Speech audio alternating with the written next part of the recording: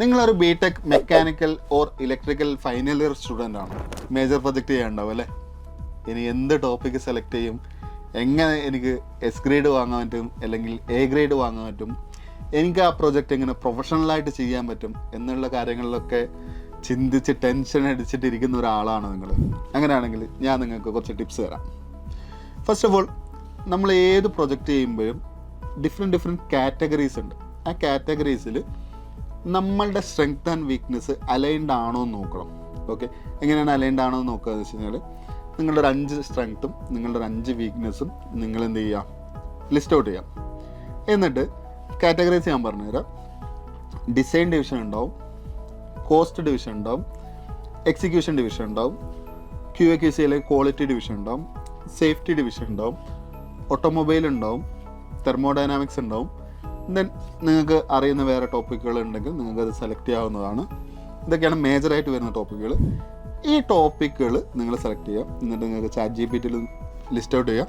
ഇതാണ് എൻ്റെ സ്ട്രെങ്ത്ത്, ഇതാണ് എൻ്റെ വീക്ക്നെസ്, ഇതിൽ വരുന്ന ഡിപ്പാർട്ട്മെൻറ്റിൽ ഏത് പ്രൊജക്റ്റാണ് ഞാൻ എടുത്തു കഴിഞ്ഞാലാണ് എനിക്ക് കുറച്ചും കൂടി പെർഫോം ചെയ്യാൻ പറ്റുക എന്നുള്ളത് അനലൈസ് ചെയ്യാൻ പറയാം.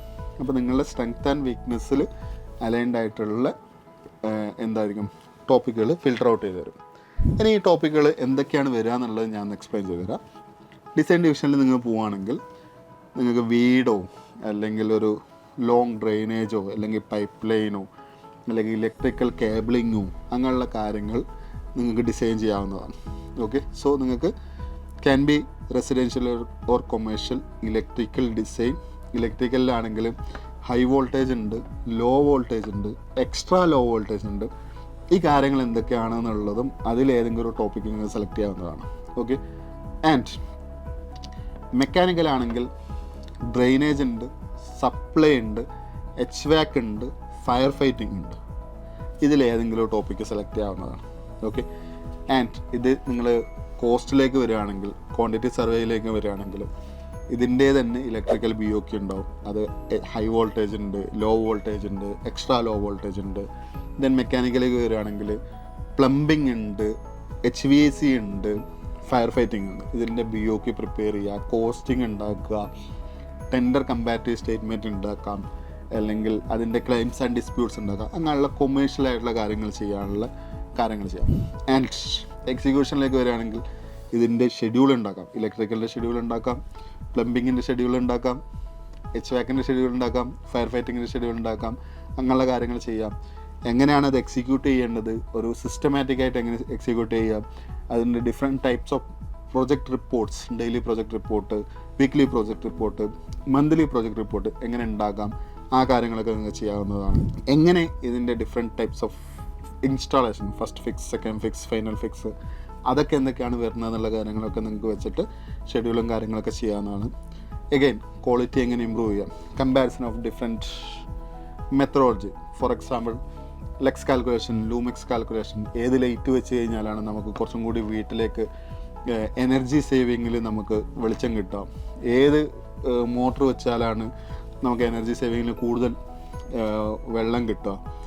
ആൻഡ് സെയിം ഫയർ ഫൈറ്റിംഗ് ആണെങ്കിലും HVAC ആണെങ്കിലും അങ്ങനെയുള്ള ക്വാളിറ്റി കമ്പാരിസൺ, ഒരു ക്വാളിറ്റിയിൽ കോംപ്രമൈസ് ചെയ്യാതെ നല്ല ക്വാളിറ്റിയിൽ ഏതൊക്കെ പ്രൊഡക്റ്റ് കൊണ്ടുവരാമെന്നുള്ള കമ്പാരിസണൊക്കെ നിങ്ങൾക്ക് QA/QCയിൽ ചെയ്യാവുന്നതാണ്.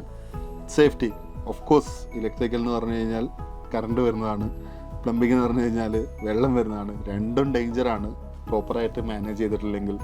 സോ എങ്ങനെയൊക്കെയാണ് സേഫ്റ്റി ഇൻസിഡൻസ് വരുന്നത്, ഇതിൽ എങ്ങനെയൊക്കെയാണ് അത് അവോയ്ഡ് ചെയ്യാൻ പറ്റുക, അതിൻ്റെ ഒരു റിസർച്ച് നിങ്ങൾക്ക് ചെയ്യാവുന്നതാണ്.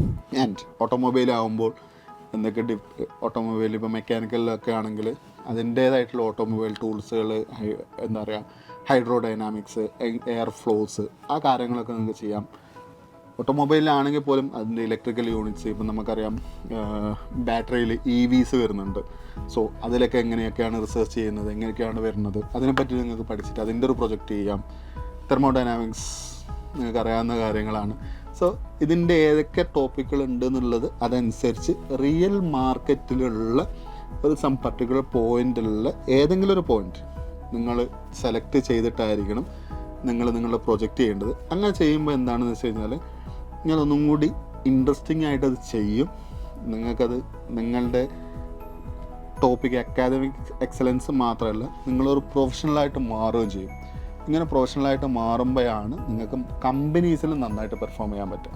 So whenever you are taking any topic, major പ്രൊജക്റ്റിലാണെങ്കിലും ഏത് ടോപ്പിക്കാണെങ്കിലും 2-3 കാര്യങ്ങൾ ശ്രദ്ധിക്കുക. ഒന്നെന്ന് പറയുന്നത് സ്ട്രെങ്ത് ആൻഡ് വീക്ക്നെസ് അലൈൻഡ് ആയിട്ടുള്ള ടോപ്പിക്കുകളായിരിക്കണം, റിയൽ ലൈഫിലുള്ള പ്രൊജക്റ്റുകളായിരിക്കണം, അതിൽ പ്രോപ്പർ സൊല്യൂഷൻ ഓറിയൻറ്റഡ് ആയിരിക്കണം നമ്മൾ ചെയ്യേണ്ടത്. അങ്ങനെയാണെങ്കിൽ മാത്രമാണ് നിങ്ങൾക്ക് academic and professional career growth ഉണ്ടാവുള്ളൂ.